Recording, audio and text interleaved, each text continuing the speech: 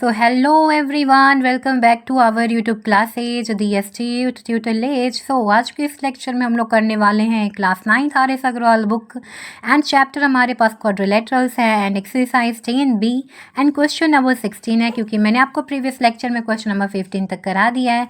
अगर अभी तक आपने नहीं देखा तो फटाफट से जाके देख लो, because this question are really very important for examination. तो ठीक है, अभी हम आगे बढ़ते हैं। तो हमारे पास है क्वेश्चन नंबर 16 एंड अगर अभी तक आपने हमारे चैनल को सब्सक्राइब नहीं किया है तो फटाफट से सब्सक्राइब कर लो, बेल आइकन को प्रेस कर लो सो डैट कि ऑन टाइम आपको सारे वीडियो लेक्चर्स मिल सकें। एंड फटाफट से जाके डिस्क्रिप्शन बॉक्स में चेक करो, मैंने वहाँ पे लिंक प्रोवाइड करा दिया प्लेलिस्ट का सो डैट कि आपके सारे क्वेश्चंस क्लियर हो सकें। एक्सरसाइज के एग्जाम्पल के क्वेश्चन इन सभी के सभी इंपॉर्टेंट थ्योरम्स, जिन थ्योरम्स का मैंने आपको प्रूफ भी करा रखा है। सो चलिए अब देखते हैं, हमारे पास क्वेश्चन नंबर 16 है। सो इन अ rhombus ABCD so that diagonal AC bisect angle A as well as angle C and diagonal BD bisect angle B and as well as angle D। तो यहाँ पे देखो आपके पास एक रोम्बस है ABCD जिसमें आपसे बोल रहा है कि इसका जो डायगोनल है AC वो angle A and angle C को बाइसेक्ट करता है। तो डायगोनल BD है वो angle B and angle D को बाइसेक्ट करता है। तो यहाँ पे मैं अभी आपको फिगर बना के समझाऊंगी। इसके दो मेथड हैं, मैं आपको दोनों मेथड भी समझाऊंगी। आपको जो अच्छा लगे, जो ईजी लगे, आप उसको फॉलो कर सकते हैं। So let's start. तो यहाँ पे देखिए हमने यहाँ बना रखा है एक फिगर जिसमें ABCD एक रोम्बस है। तो जैसा मैंने आपको बताया कि मैं आपको दो मेथड बताऊंगी। तो फर्स्ट मेथड है कि जब हम इसे कॉन्ग्रुएंट प्रूफ करके सॉल्व करते हैं, और सेकंड मेथड एक और मैं आपको बताऊंगी। सबसे पहले हम फर्स्ट मेथड के ऊपर डिस्कस कर लेते हैं। तो मेथड नंबर 1 में है कि हमें इसे सबसे पहले आपको कॉन्ग्रुएंट की हेल्प से बताना है। तो कॉन्ग्रुएंट की हेल्प से बताने के लिए यहाँ पे हम लोग लेंगे in triangle ABC and triangle ADC। Right, हमने ये दो ट्रायंगल ले लिया। इन दोनों ट्रायंगल में आपको ढंग से यहाँ पे देखना है क्या कि तो मैंने यहाँ पे लिख दिया है कि ABCD एक रोम्बस है। तो रोम्बस की प्रॉपर्टी क्या होती है कि उसके सारे के सारे साइड क्या होते हैं, इक्वल होते हैं। राइट, तो हम इन्हीं सभी का यूज करेंगे। तो यहाँ पे देखो ध्यान से, सबसे पहले हम लोग यहाँ पे लगाएंगे in triangle ABC and triangle ADC। आपको यहाँ पे देखने मिल रहा होगा कि ABC ट्रायंगल में जो एंगल, जो साइड है हमारे पास AB, वो CD के क्या हो जाएगा, इक्वल हो जाएगा। AB साइड CD के इक्वल है और BC साइड AD के इक्वल है। यहाँ से आपको दो चीज मिल जाएगा। तो इन दोनों ट्रायंगल में जाएंगे तो यहाँ पता चलेगा कि AB जो साइड है वो AD के इक्वल है और जो BC साइड है वो किसके इक्वल है, इस वाले ट्रायंगल के CD साइड के इक्वल है। तो यहाँ पे आएंगे तो लिखेंगे कि AB is equal to AD and क्या लिखोगे यहाँ पे कि जो AB था AD के इक्वल हो गया और जो BC है हमारा वो किसके इक्वल हो जाएगा, DC के इक्वल हो जाएगा। रीजन क्या डालेंगे, ध्यान से देखो, हमने दो रीजन डाल दिए और थर्ड रीजन बाकी है। तो थर्ड रीजन में आप यहाँ पे डाल सकते हो कि जो ये जो AC दिख रहा है ना, इस वाले ट्रायंगल में भी है, ABC ट्रायंगल में भी AC साइड है और AD इसी ट्रायंगल में भी AC साइड है। तो यहाँ पे आप लिख सकते हो AC इक्वल टू AC, यहाँ पे लिखोगे कॉमन।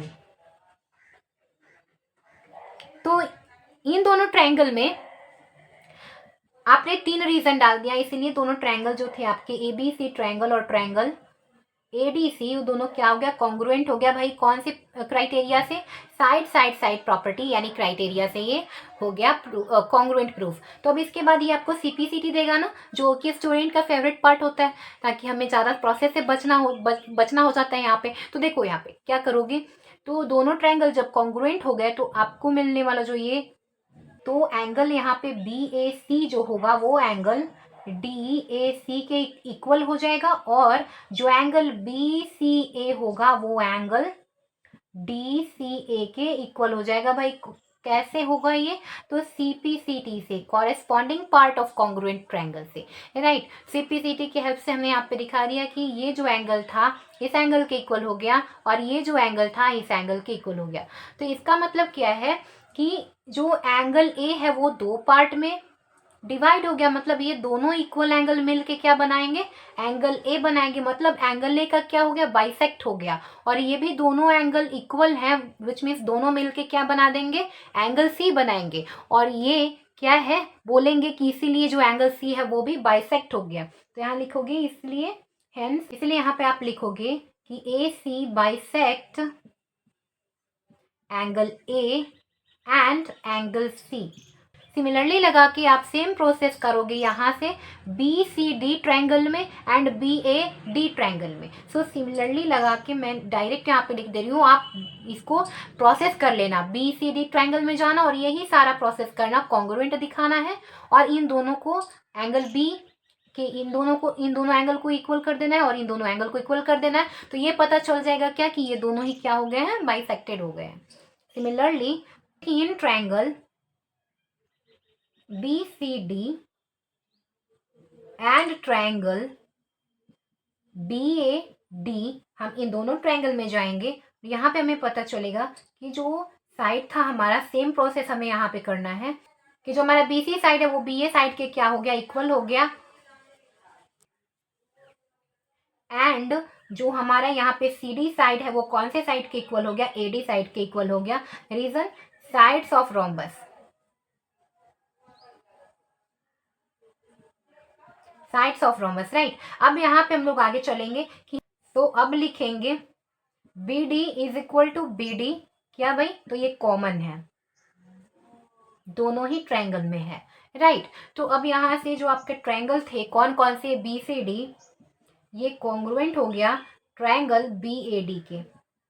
कैसे, तो साइड क्राइटेरिया से। सिमिलरली यहाँ पे आप दिखाओगे क्या कि CPCT के हेल्प से हमने क्या निकाल लिया, CPCT के हेल्प से हमने यहाँ पे दो एंगल निकाल दिए, कौन कौन से, CBD is equal to angle ABD and जो एंगल है CDB is equal to angle ADB, और ये दोनों ही कैसे हो गए, CPCT से, corresponding part of congruent triangle से ये दोनों इक्वल हो गए। तो इसीलिए अब आप लिख सकते हो, तो इसीलिए आप यहाँ पे लिख सकते हो BD bisect angle B and angle D, right. तो आपने प्रूफ कर दिया कि AC bisect angle A and angle C and BD bisect angle B and angle D। सो यही हो गया आपका प्रूफ, सो हेंस प्रूव्ड। सो ये आपका मेथड नंबर 1। अब हम नेक्स्ट लेक्चर में करेंगे 16 का method number 2। So thanks for watching, keep learning with DST Youth Tutelage।